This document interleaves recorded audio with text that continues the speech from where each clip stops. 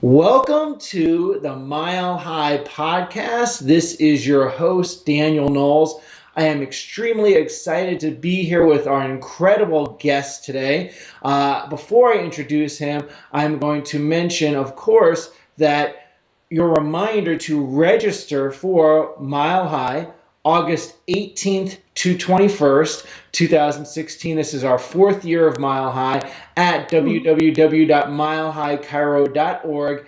And remember, you can, if you're watching this on YouTube or Facebook, you can also subscribe on iTunes and Stitcher, as well as Libsyn. So there's lots of resources to get these podcasts to help you continue to grow as a chiropractor. And our incredibly special guest, a good friend of mine, Dr. David Fletcher, who is the CEO of Chiropractic Leadership Alliance and has run an incredible chiropractic practice for years, and is just, I always enjoy talking to him because I love talking about analysis and instrumentation and subluxation and topics that we really get to stretch with. So this is going to be a great podcast. Welcome, Dr. David Fletcher. Well, it's so much fun to be here, Daniel. And since when did we start referring to you as Daniel?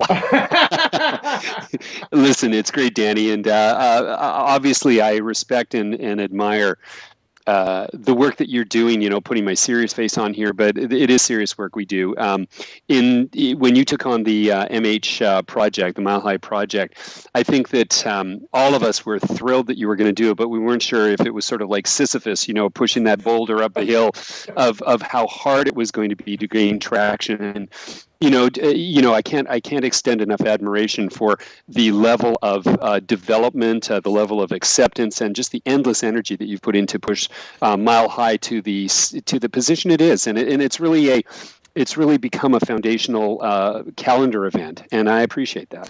Well, thank you very much. You see a need and you fill it, and when you have enough challenge in your backyard, chiropractically, you say at one point you get a level of frustration, saying the insanity has to end. So we have to do something towards that. So we'll talk a little bit about ending the insanity together here.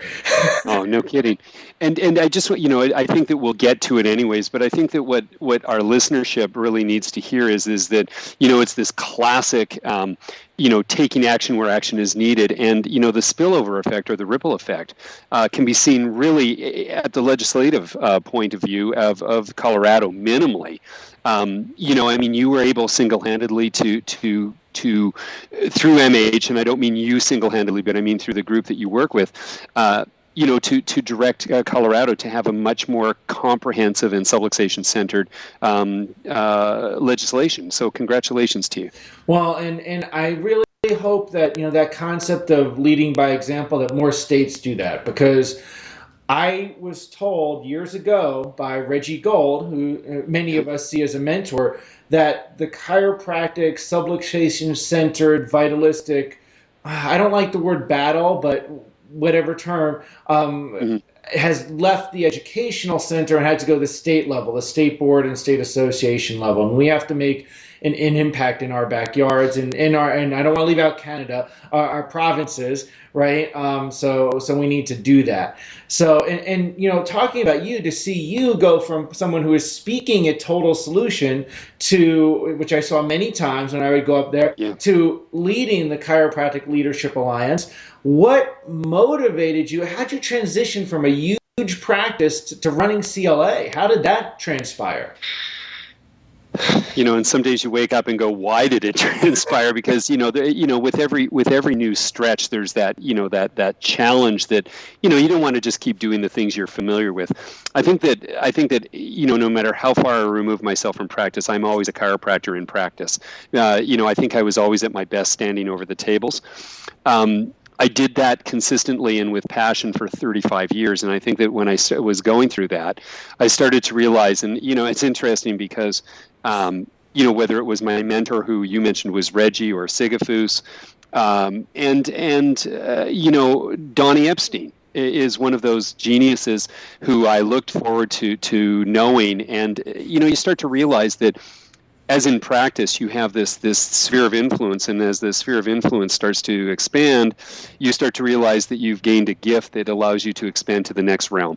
And so my calling was that I started to realize that my next practice, if you would, my next sphere of influence was on those who had embraced this level of, technology-based interface on subluxation-centered modeling, that they could see a new form of leadership. One of the things that CLA was always amazing at was bringing forward the message of how useful it was to teach chiropractor subluxation. But one of the strategies that was, I would say, almost limited was that they didn't understand how to apply it in practice. And that was the strength that I could bring to it, is that I never, like you and like those listening, I used it as the centerpiece or the hub of my practice. And so there was a sense of relevance. And so when I took the reins, and what motivates me more than anything is that I put it into a living laboratory.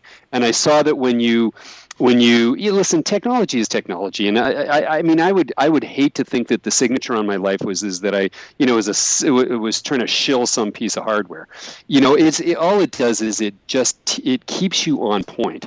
It brings the subluxation bigger and more evident to yourself, to your team, to your practice. And so if the technology has to be good, has to be reliable and everything else, but it's who's using it that matters.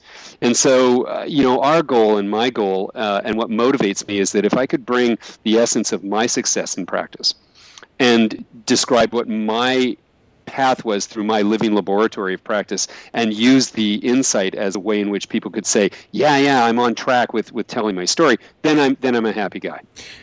Beautiful. And that's something that I think is so important is I see people use buy all kinds of instruments, all kinds of devices for their offices, and then they end up sitting on a shelf, or they use it for marketing rather than making it the centerpiece of their practice. And Sure. Ever since I've had the insight, it's been a centerpiece of my analysis, and it really frustrates me when people don't, get that understanding. So I'm really glad that you make that a focus of helping people do that, because it's such an important analysis piece for the patients visually to see, for that to have a different reality understanding of their spine and the nervous system and what's going on. And I will tell you, my skills as a practitioner increased so much over the years by looking at scans to see what changed and what didn't. I thought the person was improving, but look, the pattern's the same, or it helps you grow as a practitioner where you have something that you can use in addition to your hands that's dynamic. And it's so vital. So I'd like to see if we can draw some links there. Now, we know that instrumentation started long time ago in chiropractic, right? So can you say anything about where you got excited, or anything from BJ Palmer's research with instrumentation that enthused you? Oh, I think that, we'd be crazy not to look at our history and recognize that, the genius of BJ is that he was this restless genius that realized that if chiropractic was going to have its position in healthcare, whether it was in the medical science side of healthcare, and I use the word medicine very accurately there, is that it had to have a relevance. It had to have reproducibility, had to have validity, had to have reliability built into it. And so, of course, he spent his life trying to identify technologies that would associate with the mental impulse, and he never got there. But what he did get there was in the 1920s, about 1924, he started to recognize the value of thermography. And it was certainly in his earliest times, obviously, X-ray was the technology that identified. And they built their original constructs of the subluxation, which was, a three-part construct. And the three-part construct was very simply that it was identifiable as the loss of position between two contiguous vertebrae, that there had to be an occlusion of the IVF as evidenced on X-ray, and that there had to be a description of the interference of the mental impulse, a loss of the connection of the mental impulse. Well, of course, he spent his time trying to instrumentationalize that third category, because the first two were taken care of. But they started to realize, not they started to, it was always known, but the reality is that the spine was really just this rigid structure. It was beautiful, dynamic, and everything else. But what its relationship was for the mental impulse was that there had to be a force communicated, and it had to be through the nervous system. And so the vital force being communicated had to be observed, not in the spine, couldn't get observed in the mental impulse. So let's take a look at it in the functioning nervous system. And so they decided that they would look at the vasoconstriction, vasodilation phenomena. And what they realized was that if the body could not regulate, in this case on a right-hand side and a left-hand side, symmetrically, that what they would do is they would identify what was called a hot box. And in the old days, a hot box was representative not of inflammatory response, but hot meaning it was out of balance in the delta T, in other words, the thermography. So they described, and I don't know if you've ever played with a neurocalligraph, but a neurocallimeter neurocalligraph that came out of it. They're beautiful pieces. I mean, you couldn't buy one. I don't know if you know that part, Danny, but you weren't allowed to buy one. You could only ever lease it. You could only ever lease it. And so when Christopher Kent and I were sort of looking at his, and it's a beautiful piece. It's in this great hardwood case and all the rest of it. I don't know if the listeners are aware of this, but it came standard with a pediatric probe.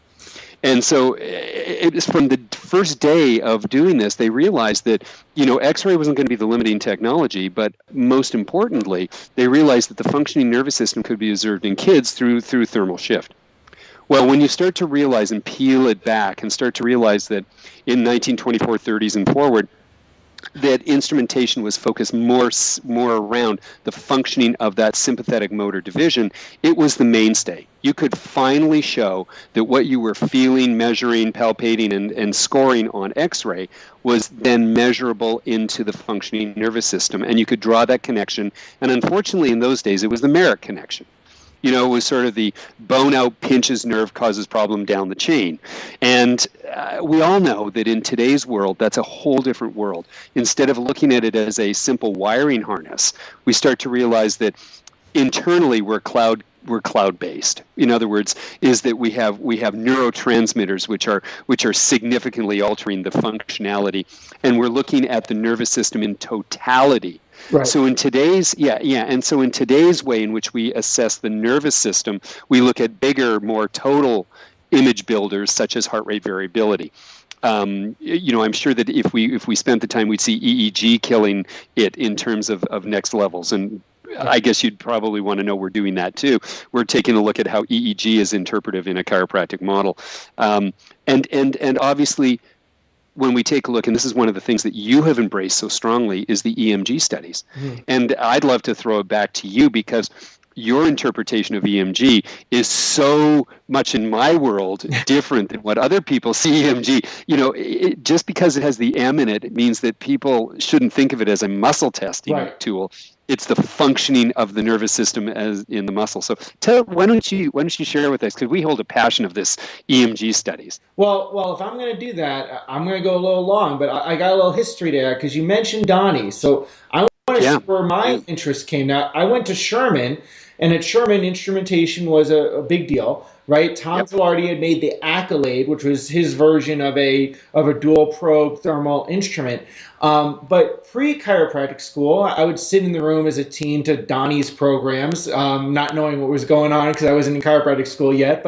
And then through chiropractic school, and something that most people don't realize, and so this has really spurred my interest in instrumentation way back in school, was I knew he was clinically incredible with his hands, but I also know he wasn't just born with that. He developed it, and he used instrumentation to do that. And most people don't realize that he was an upper cervical practitioner, and he had at least NCM from Palmer in his practice. Beautiful.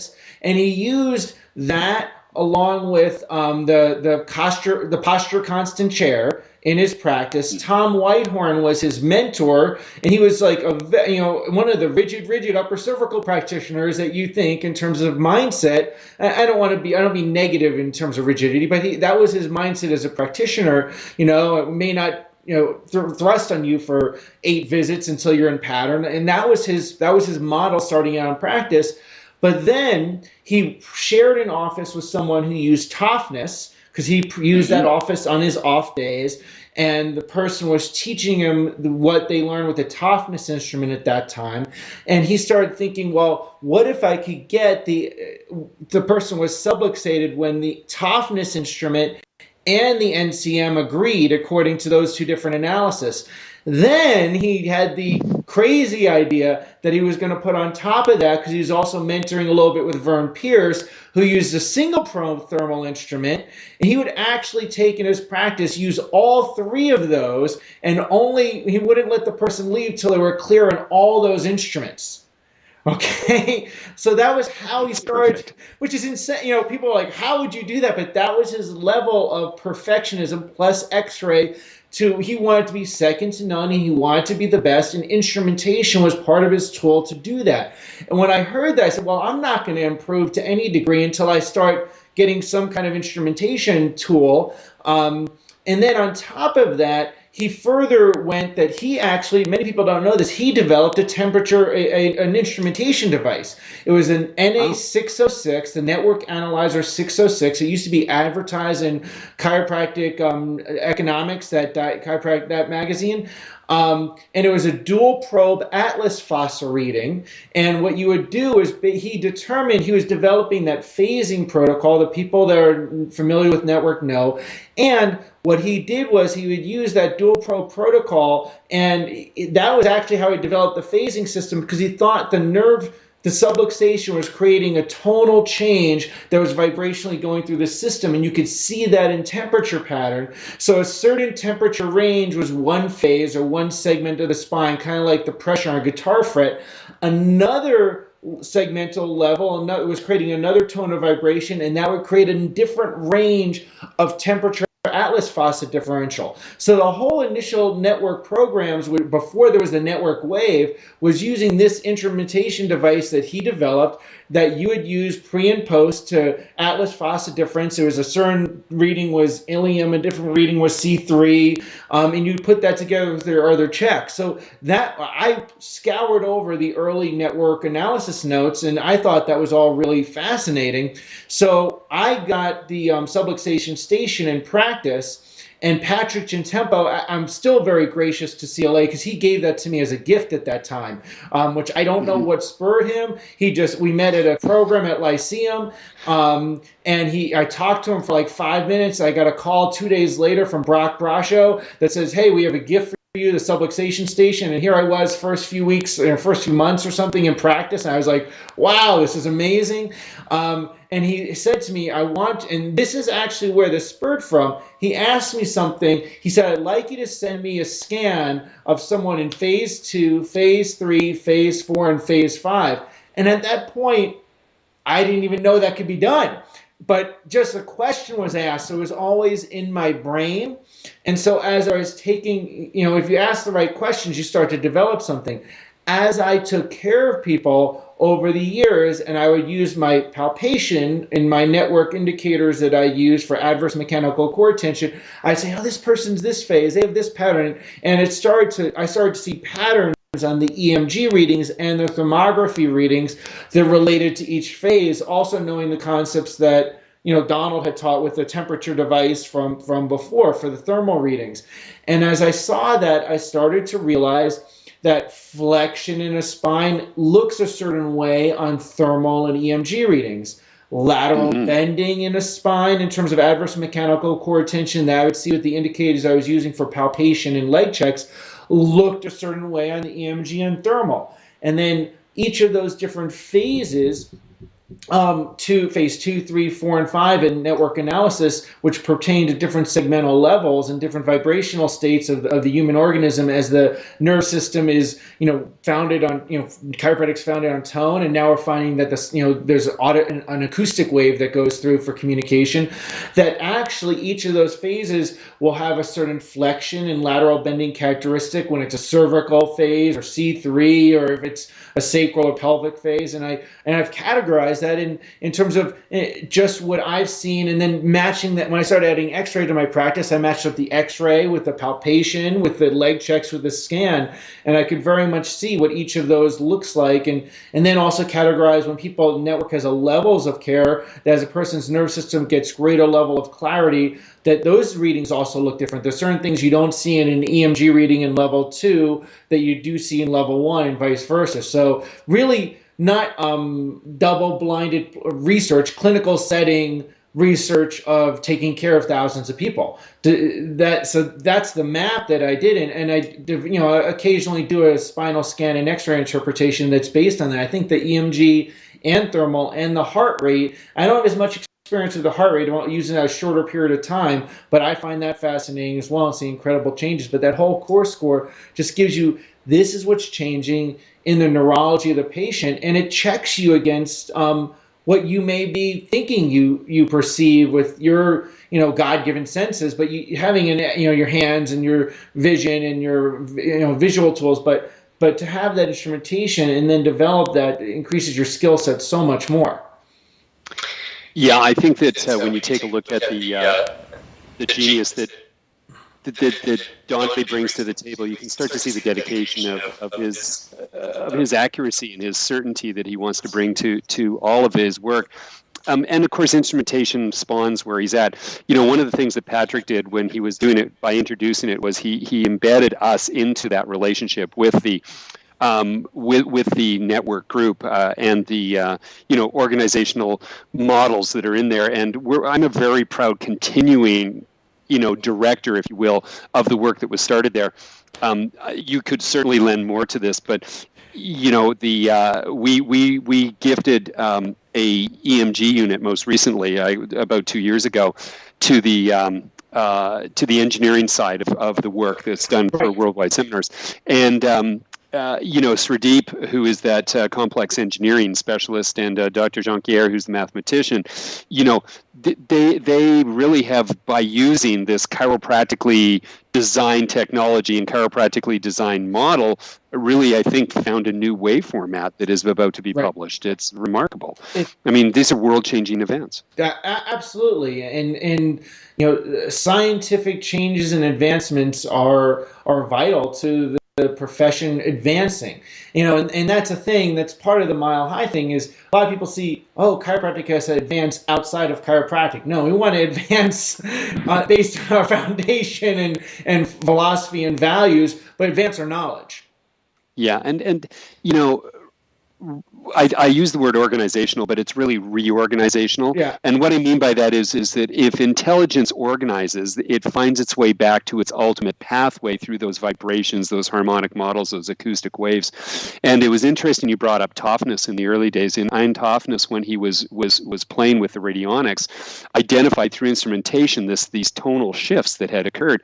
And again, as this modeler of the tonal model, he was looking at these wave formats that were either in a coherent fashion or not. Well, we can take that in today. It's not exactly the same, obviously, but we can take that in heart rate variability. And we realize that heart rate variability is really a pacing analysis. But what matters to the chiropractor is the benefit of it being in coherence, or as we might describe it, as in entrainment. If the system is able to entrain itself through these coherent harmonics, if you will, operating through these really powerful parasympathetic modulators, then what we realize is that we have shifted that patient from being in a discorded state or an unorganized state to a reorganizing state. Right. And when you do that and you start to see it, and one of the things that you watch, and I've been watching HRV, I probably by default, if you will, have become probably the largest watcher of HRV in our profession. What you watch is that you start to watch these trends happen. And we've been able to identify, as you have, with these different trending phases of when a patient is entering into that really unique phase of this harmonic responsiveness. And I'll just let you in on a little thing. We now have, close to 750,000 core scores that are sitting in our database. Wow. I mean, I mean, when I launched it, so I took over the company, and one of the immediate things I did was I said we have to be relevant to, you know, to the times, and so I put it as a cloud-based software modeling, and as a cloud-based model, it means that we can aggregate all this data, and so we now sit with the largest aggregated pool of data in the history of chiropractic, Wow. which can be scraped, right? And it's clinical data. It's based, and you know what's so cool about it? When Pat and Chris put the project together, what they did was that they made all of the data in reference to a well-adjusted person. So the normative databases are not simply normative to the general population. They're all normative to a well-adjusted population. So we now can compare a well-adjusted, I mean, there's always parameters and you do whatever, but you do your best to set that normative up. And so now when we take a look at the data, we can compare to the normals, which are in population, but we can now see normals in as compared to normals in a chiropractic population. Ah. When you start taking a look at the difference between a population of chiropractic, not only in where they finish their set points in say HRV, but the dynamism of them getting back to this high normal, it's freaking obvious that chiropractic is the absolute shortcut to life. I mean, you'd have to be living under a stump. And here's the other cool thing, Danny, is that in terms of the science and in terms of the recognition and in terms of the collaboration, everybody in the healthcare model knows HRV. Not so many people know EMG, not so many people know thermal, but they all know HRV, and they see it as the bottom line trend-setting model under which they're watching. You know, gone are the days of homeostasis. They're watching homodynamic, models. It's very cool to be part of this. Wow, that's really exciting. I mean, I just, yeah, people's pisiforms start getting ready. Absolutely. Since you mentioned CLA, what are the guiding principles or values of CLA? So people can. Well, I think that it's founded through its call letters of CL and A, is that we're chiropractic through and through. You know, I mean, probably my proudest moment is that I sign each email with subluxation.com. There's no doubt that when we see chiropractic as that foundational principle, that it's based upon the values of chiropractic of being distinct, powerful, unique, and all about the ability to access human performance. That's what subluxation stands to us. Leadership is the second term. So one of the high values we have is to elevate the excellence within chiropractic, and doing so, if we have to, one chiropractor at a time, and that matters. And we see the enormous value in the final word, which is alliance, which is the fact that no man, no organization, no profession is an island. We realize that for us to be recognized as anything other than a bit player, none of us are accepting the fact that 8% of the population sees chiropractors, and who knows even if that number is high. We realize that for us to be a moving force in the world, that we have to recognize that we have to be strong partners in alliances of healthcare, but without ever giving up our C and our L. We have to start realizing that we are as important as any other healthcare discipline on the planet, and act as such. It's time. Yeah. And so that's where CLA stands. And listen, if I could walk away from practice and allow myself to act as so many of my mentors have, as ambassadors, but not only to chiropractors themselves. I mean, I love it that I'm recognized within chiropractic in some circles anyways, but I'll be thrilled if I get recognized on a global scale that says he was a chiropractor who acknowledged that chiropractic had a global impact. That would be great. Right. And that's one of the things that you and I have discussed and you've mentioned to me, is that it's time for us to take ourselves seriously, like as a profession. Yeah. If we're going to, we're a transitional generation, I see, in terms of chiropractors, in terms of what we'll see for chiropractic 25 or 50 years from now. A lot of our pioneers are not here anymore, and people that push chiropractic to a certain place. And if we're going to, not just die off as a musculoskeletal pain relief thing, but we actually have an impact on the world, we have to take ourselves seriously, which means science, it means research, it means education, and it means validity and developing certainty. And going back to Patrick Gentempo, that was one of my favorite quotes of his, is that so many chiropractors or I'm going to paraphrase it, are selling a product they don't know they're delivering. He used to say, Yes. right? Yeah, absolutely. And instrumentation is a way to really boost your certainty. Well, and I go back to just every chiropractor now. I mean, listen, every time they do a scan, they're part of a giant research project Wow. because we hold that data, and it's based upon, as I said, those normative databases which are controlled. So every scan that's being done in the world at any one time. And what we had to do was to manage that level of horsepower and to set chiropractic up for the next generation is that we had to literally rewrite on a stronger platform. So for the past 2 years, we've been running a parallel universe of literally writing every line of code so that we could be stronger, better, and otherwise. But in the new software, which interestingly is going to be called Polaris, which is a North Star setting.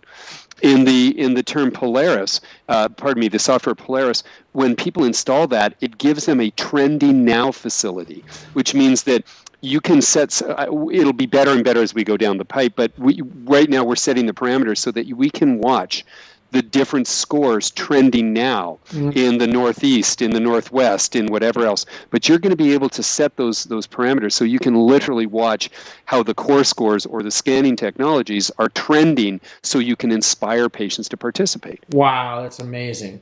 And it's a world scale. That's amazing. And I don't know if this is something you can answer because I don't know what's down the pipe and what's public or not. What kind of research may be coming down with that data that you're collecting? What kind of things could be done? Sure. Well, I just came back from New Zealand, and the New Zealand school is such a powerful school. I mean, you graduated Sherman, and so you had the luxury of having a chiropractic juggernaut in terms of your philosophies and applications. Well, they've taken that model, and through either when Brian was there and even before Brian and now Phil McMaster, they have embraced this principled chiropractic model, and they're graduating some phenomenal people. But what they did is that they put a complete research development side to it, and so now Heidi Havik, who's really the world's leading chiropractic brain-based researcher, has an amazing team. Heidi and I have become great friends, but also collaborative. So we're setting up a relationship build, some really cool stuff, looking at brain-based chiropractic, looking at using the instrumentation in there. We just finished donating a tremendous amount of equipment internally to Life. They already have it at Sherman. We had it in Life, and actually Dr. Mike Hall, who is now leading the Neuro Life Center, and I hope everybody on listening to this realizes how powerful the Neuro Life Center is. In leading neurofunctional testing and development in a chiropractic model. Mike's like an amazing chiropractor. And so leading that, they're starting to install the insight into that facility. And we have a research project. I'm flying down to Dallas in a couple of days. And we're starting to speak with their research department at Parker to start to take a look at all of these integrative models. And the reason we can do that, Danny, is that we're no longer being seen as a bit player of a marketing tool. All those people that put it on the shelf because they didn't know how to do it, just pull it out again. And as I said before, the sensors are damn good, whether you're current or not. It's software that runs the world. So just get hooked up into software, and you become part of this project. Wow. And I just want to share, and this is a little bit of patting on the back, but in my lecturing, one of the greatest pieces that I lecture is actually a case study that I think you and Rochelle did, and it was on a 72-year-old man who had a 13-degree Cobb angle, and never once did you manipulate that man. and I mean, most people would think the 72-year-old 13-degree Cobb angle, measurable. That thing reduced in 1 year of non-structural based care down to 5 degrees. And in part of that research modeling that you were doing, case study modeling, you used the scans to show the progression that was involved of that person literally unwinding that adverse mechanical cord tension. That's the kind of research that any practitioner can do. That's the kind of research that we can help them with when they start to pull this together. In the new software, and then I'll finish here, there's actually a tab where they can join into the research but also put forward their research protocols. Wow. So that we can then work with researchers to to support them. That's Cool stuff. incredible, and that's incredible. And I'm really glad that you mentioned the New Zealand school, because I'm not sure if you're aware of this, but Phil McMaster is speaking at Mile High. I know he is, and he and I. It's actually Phil and I have gained a great history of communication. And again, he's a Sherman grad. Right. Yeah. He's a Sherman grad and used to be the Sherman student rep. Right. And, it's so interesting because as you start to walk down the path and you start to see the leaders that are in our divisions of within chiropractic, there really is this consistency of conversations that have built their careers. And that is that they have never had a distrust of the subluxation, and they've always embraced what's next in subluxation-based modeling. Right. And something that you're known for saying that I'd like you to expand on, and I know this is your thought process, is that the nerve system is the savior of chiropractic. Why do you say that?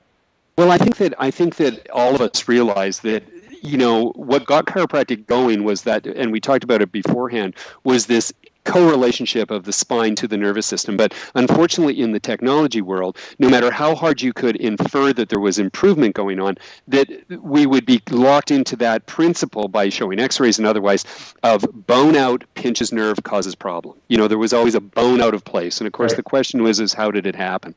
And so if we happen to understand that the nervous system is where the game of life is danced out and played out, then if we can take a look at that functioning nervous system and we can take a look at how efficiently it's doing, I tend to think, sometimes when I use the word efficiency, I'm sort of Spock-like. How boring can it be? But the truth is that if people understand this, that it's such a simple parameter to say, look, you're either working efficiently or you're not. And if you're not working efficiently, the way that the human experience is set up is that it's going to go into a defense responsiveness. And as we all know, Bruce Lipton said, you can't live in two camps at the same time. You can't be striving to be well stuck in defense. Right. And so if we can show people that their nervous system is coming back to a highly efficient, balanced perspective, and it's fully charged, then they stand the greatest chance to experience life, not just to think about experiencing life. And that's a big difference. Yeah, it's completely different. And that also brings us to the topic of coherence of the nervous system. Yeah. And neuroplasticity. Can you share a little bit about coherence and brain-based chiropractic? Because people don't necessarily, that's not get it. Everybody knows. Well, I think that the principle is neuroplasticity. I think that's where we have to start this conversation. Okay. And the principle of neuroplasticity is very simply, for those not always in the know with this, is that we live in a plastic nervous system. And plastic doesn't mean fake. It means plastic, meaning malleable. It means that it has soft sides. There's gray on the edges instead of hard finishes. Mm-hmm. And the smartness, and this is what actually Donnie taught me. But he said one of the great reasons why chiropractic actually can describe itself in a wellness model is for one reason and one reason only, is that it learns. Is that it is constantly not only adapting but resetting those set points. And so as it's learning, it's becoming more plastic. It's expanding, but then taking those set points to the next level. Well, to get to this, and this goes back to that entrainment or coherent pattern, is that for it to become efficient, it has to find a way to become coherent, which means it has to be able to speak and be heard. Right. That's coherent. And so coherence in terms of wave formats means that there's a significant understanding that if there is a distress in a system and the body is in a defense responsiveness, is that there's a significantly different wave format that is measurable, both in amplitude and both in frequencies. And that's okay. That's okay because that's biology. But that means that it's wasting critical energy. And so when you actually put somebody to an adjustive state, it means that the normal or entrained pattern of these coherent wave formats becomes the norm, or at least approaches the norm. What's interesting is that many times you have to apply what I refer to as a canceling wave. If you remember in physics, is that you would take a wave pond or wave tray. It would be a tray, it's like a cookie sheet, if you would, cooking sheet, and it had a thin layer of water in it, and you'd induce a little bit of a wave format, and you'd see that, and it would create a coherent wave, for where it was at. And if you wanted to create some distress, you put a lateral thing in, and you got some of these sort of tsunamis that were coming in. But if you wanted to cancel all of that, you just put in a different wave format, Right. and it washed it out. That's what adjustments do. Exactly. Adjustments wash out those incoherent wave patterns and replace them with this coherent wave pattern. I don't know. Did that make any sense to anybody? It totally made sense. It totally made sense for me. That's how I've seen chiropractic and the adjustment. Is that there's a dominant pattern that has to shift, right? And it's creating wave patterns that are causing wave interference. So and I really think, I hope that when people have listened to this podcast, that they really see how committed through CLA you are to elevating the excellence of every chiropractor. And that's something our profession needs to do, but you can hear that from you. Well, thanks. And, I think it comes, and sort of a bromide that I've done is, and I don't want to sully this whole conversation we've had, but, so often people are looking for, to live a bigger life. And I've always believed that abundance follows the path of certainty. So, prosperity is a byproduct of the philosophies and the purpose that you're driving on. But very simply, and I know this to be a fact, is that you get paid to the level at which you communicate and operate with certainty. Right. And if we could take away one thing from a podcast like this, is that chiropractic works without a doubt. That I don't think anybody listening to this podcast would ever doubt that anyways. But when I talk about it working without a doubt, regardless of what the end state is that if you can put somebody to a more coherent state, or God forbid, a truly coherent state, which is in these different phases, then the sixth principle kicks in, and it's just time takes its time to heal. And sometimes, because time is really, a collapsible experience in the mind, you can heal like that. Yeah. You can literally heal like that. Healing is under the patient's control. And if chiropractors see themselves as these, I've always described it as trusted advisors and trusted guides. If they can walk in there and take the therapist role off, take the doctor hat off, if they can get that out of the way, and just move themselves into realizing that they hold the keys to the ability of that person to reorganize, my gosh, can you imagine how powerful we'd be? And that, a guide, they're a facilitator, right? Facilitator is perfect. And you get paid. You get paid ridiculously handsomely if you just get this straight.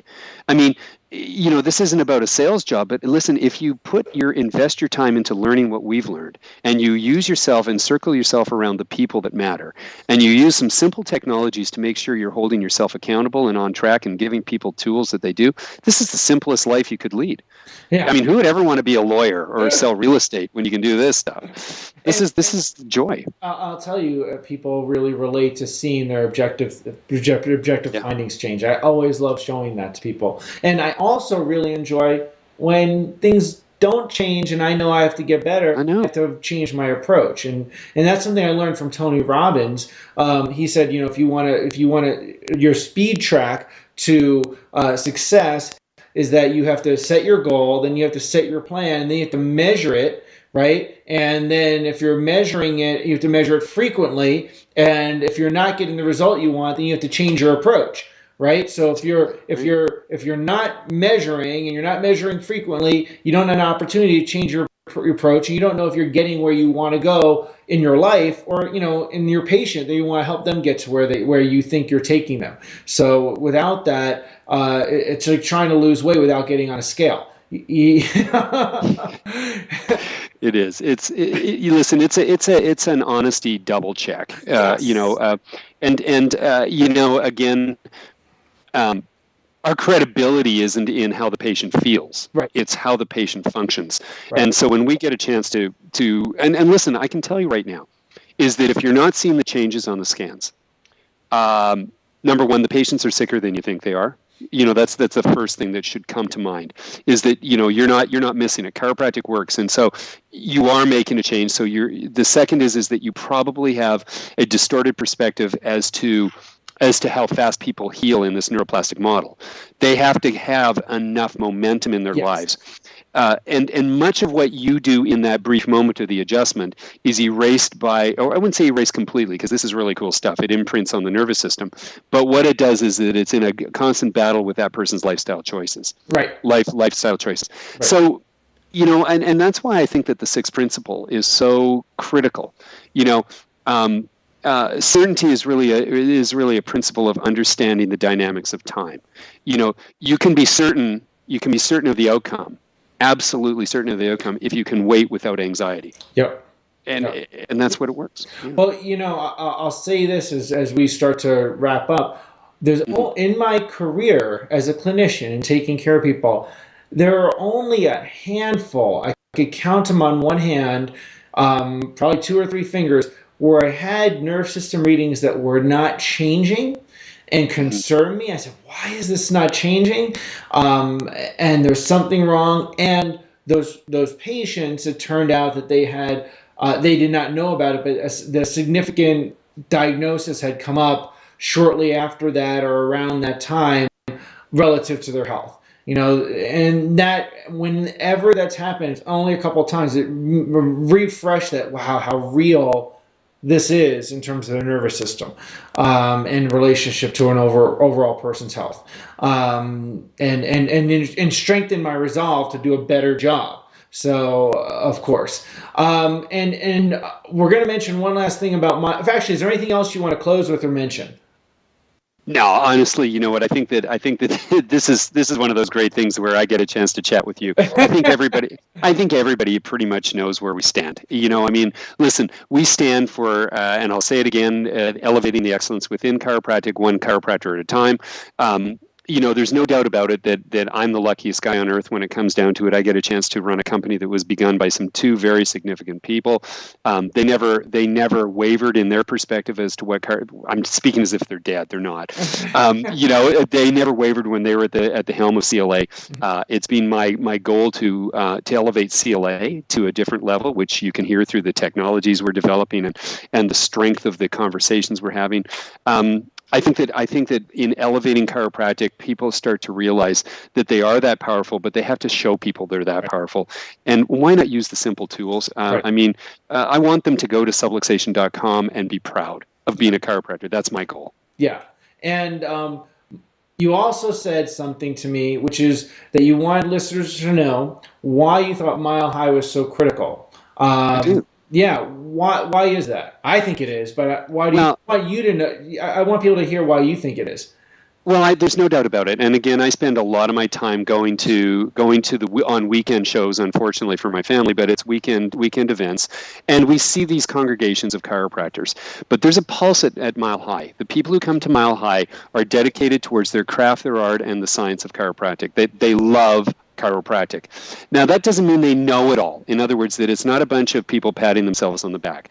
It's really about people that come from either the political side of it. I mean, you've always given a forum to people who may not be sort of the most advanced speakers in the profession, but you've always given them the forum to say, listen, we want to hear how you became so passionate to move your community, as in your chiropractic community, to legislatively do that. I always appreciate listening to that group. I always appreciate listening to the mentors and the masters who are there.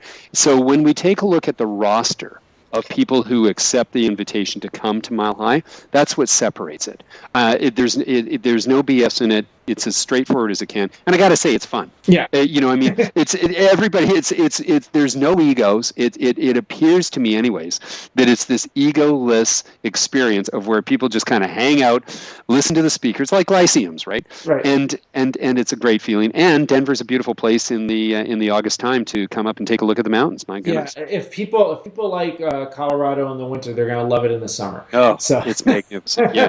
And what people don't know, everybody can get laughing about Colorado High and everything else like that. But what people don't know, especially in Westminster areas, there's amazing restaurants. Oh yeah. Like I mean, going down to Boulder and anywhere else close by, the food is fantastic around there. It's a food mecca, and then if you stay longer, you go to local breweries and microbreweries. There's all kinds of stuff to do. So it's not just a one-stop event, and that's what I love about Mile High. It's really fun.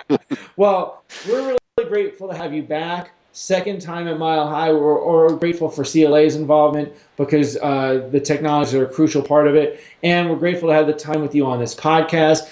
If you have not yet registered for Mile High, www.milehighchiro.org, mark your calendar in permanent ink. And it's August 18th to 21st. And I actually have to say something. We changed the location this year. I don't know if you know that. You probably did. No, we're not in Westminster. In my favorite. No. We're in Westminster, but we're actually at a different hotel right across the street. But we're right in that same location. It's actually on the other side of the highway. But there's a reason. Oh, perfect. Because we expanded it to more days to get more speaker time and more camaraderie. And we actually have this hotel all to ourselves. This particular location. Well, I know we're going to have it all to ourselves because I know how many people attended last year, and this hotel only has 215 rooms. So people have to register their hotel room because otherwise they're going to be staying somewhere else. And you don't want to do that. You want to be on site. Sure. Yeah, and so www.milehighchirohotel.com people want to go to and get that. So all the information to connect with CLA is going to be in the liner notes for this podcast. The social media links and how to reach you. We'll have that so people can access it if they want to know more about David Fletcher. They'll have that there. So if they're listening to this driving, they don't have to try to write it down. They'll get it. Don't do that. Yeah. Don't do that. We want you around. And listen, what I want to invite people. Yeah. I want to invite people to if they they're not familiar with technology at Mile High, come and just come and pick it up. Stick your hand in an HRV sensor and get your own HRV done. Like, get connected. Right. So thank you for being there. Thank you for your support. Look forward to seeing you at Mile High and everybody else. And people are going to love this podcast. So I look forward to people's feedback online when they hear it. Thanks, man. It's so great to talk to chiropractors. Have a good one. Then. Like our page on Facebook, www.facebook.com/Mile High Chiro.